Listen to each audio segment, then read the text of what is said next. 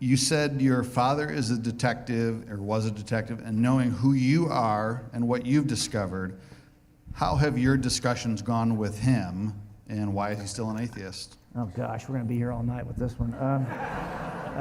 Well, part of it is for him, he's never read my book. I sent it to him, and he's never seen any of my presentations. He's never come to a presentation. He's in Texas. I've asked him to come when I was close. You know, it's been a 4-hour drive. He won't go. We've had the discussion 1,000 times. My dad's pretty committed to his views, like I was. We're stubborn. Remember, folks, there are 3 reasons why anyone would deny a truth claim. I call these the 3 reasons why anyone shuns the truth. We like to think, as an atheist especially, that the only reason why I shun the truth is I think I've got a rational objection. A rational reason to reject this. But most of the time it's usually not there anyway. It's not about rational objections. It's about emotional objections or volitional objections. It's I don't want it to be true. And I've got a good life the way it is. But now everyone I talk to, even as an atheist, if you'd have asked me, I would have told you my objections were rational. I just would have always said that. But if you really dig into your heart of hearts, you have to be clear about what really is driving those. So I mean, it's hard for me to say, because even if I was to go back to the very first day I looked at this, I would have still claimed those were rational objections. But I'm going to tell you something about Bart. Bart came up through Moody as a Christian. Started to get shaken at Moody. He goes to Wheaton. Then he goes to Princeton. His mentor, the one person he would tell you he respected more than anyone else, was Bruce Metzger. Bruce Metzger was one of the finest biblical scholars of the 20th century. Bruce has got much better pedigree than Bart. Bruce did all 3 of his degrees, his bachelor, his master's, and his PhD at Princeton, and he taught there for years. But Bruce is a committed Christian, or was. He passed away a few years back. He's not looking at any different set of evidences. These 2 guys are looking at the exact same. They're as equally educated, as equally equipped on the biblical manuscripts. They hold the exact same pieces of evidence in their hands.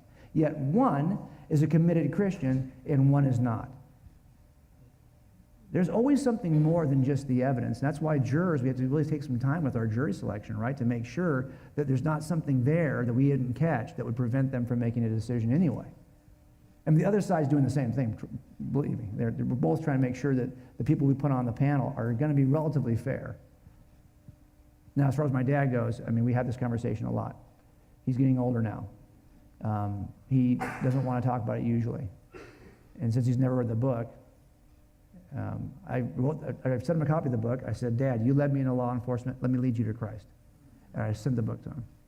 And I saw him for dinner, 6 months later. Have you opened the book? He's like, I started it, but I said, dude, you haven't even read your son? What kind of a father doesn't even read his son's book? That's what I told him. I said, how do you know I haven't dogged you in the 10th chapter, which I did?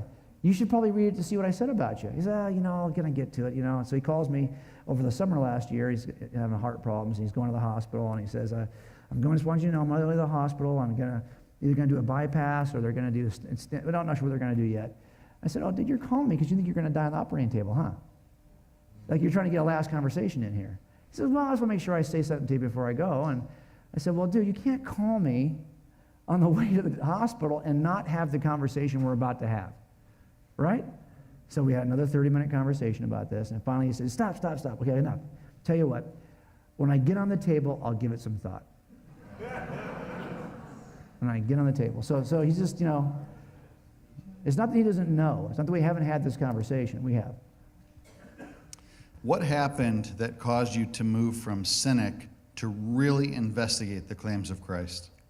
Okay, so what happened for me was my wife and I were together 18 years, and she was somebody who was raised kind of like as a cultural Catholic, but really never attended church. And when we started having kids, she's like, hey, we should probably go to church once in a while. So once in a while, she would drag me to church. About once or twice a year, but not every year. So I managed to get out of it a lot of times. And she respected my position on this, and she really had no idea what Christianity was about anyway. And it was always a Catholic mass. She didn't know anything other than Catholicism. So I was 35, and I had been at the same house for about 3 years, and we had not gone to church in those 3 years, so I had been very skilled for those 3 years. I avoided church. And she said, hey, we can go to church tomorrow if you want. I'm like, I would be more than happy to go to church for my wife as a non-believer. Because my dad has been doing that for his entire life. He goes to Mormon wards. Do you know how long the service is at a Mormon ward? It's long. And he goes to those. He's an atheist. And by the way, if you're going to church right now as an atheist with your kids, you're doing a great job of teaching them how to go to church as an atheist with their kids. That's exactly what I was doing. So I decided to go, and there's this huge mega church in California. Huge. And she said, well, I thought we'd go to the Catholic church. There's a Catholic church around the corner. I said, we can go to the St. Killian's. Well, no, Bill's been asking us to go to this church. I don't want to go to that. It's like a circus. But we went. And the pastor there, he really is good at this one thing. He's good at a lot of things, but this one thing he's really good at pitching Jesus in a way that atheists can catch him. Basically, just Jesus guy, hey, he's really smart. I don't know what you think about Jesus, but I can tell you this, he's really smart. He's got good advice. You might want to listen to what he has to say.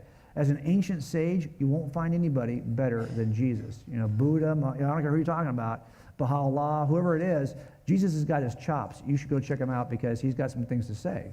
Well, that intrigued me. Okay, so I bought a Bible only because I wanted to mine out the proverbial wisdom of Jesus, the red letters of Jesus. Let's see what he has to say. I am not at all interested in any silliness about miracles at all. But I do want to say, well, look, if this is time-tested, vetted wisdom that we built a culture on, it probably it stood the test of time. It might be worth my attention. So I bought the Bible. I think I spent $6. It was a pew Bible. You probably have those in this church. It had really tiny margins. But I bought that Bible, and I ripped through it all, and I right away became very, I wasn't trying to prove it was wrong.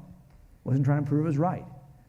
I just wanted to mine out the red letters to see if there's anything I could actually, I, by the way, have read all the writings of Baha'u'llah, the Baha'i faith. There's lots of this kind of stuff that I would read and reject it as divine. Just some interesting stuff. Well, I did that, and the problem, of course, with the Gospels is that those red letters are embedded in a historical narrative. And then I'm reading them and going, that thing right there, that is a lot like an eyewitness account. That thing right there resembles some of the stuff I've been working. And that piqued my interest. I'll go one more level with you. So at the time, I was working as an investigator using something called forensic statement analysis with bad guys.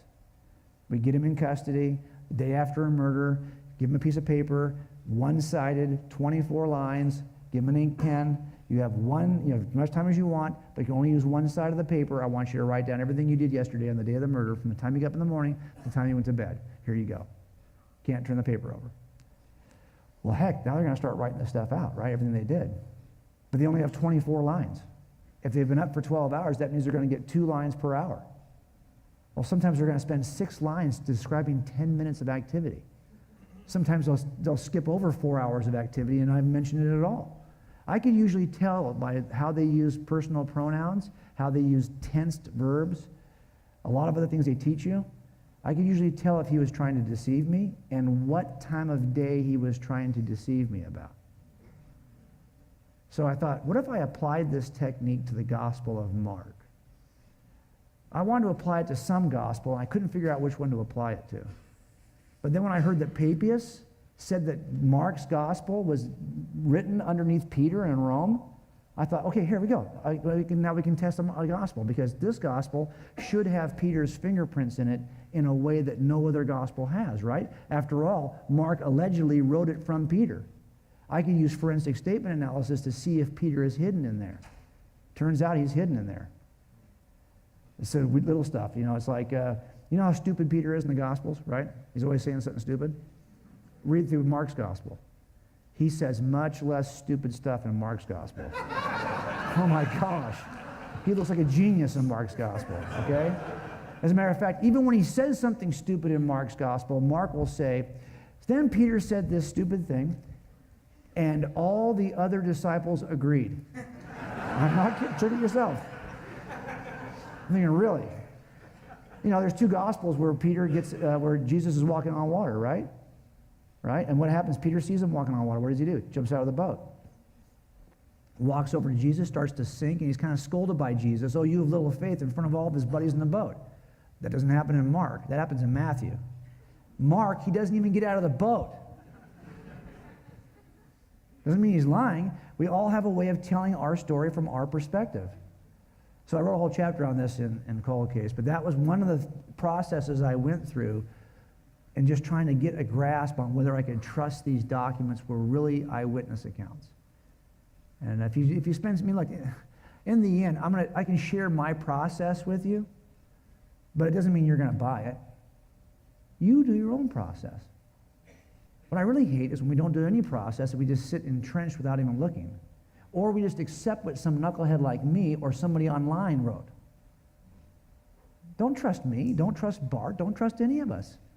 Do the work yourself and see where you land.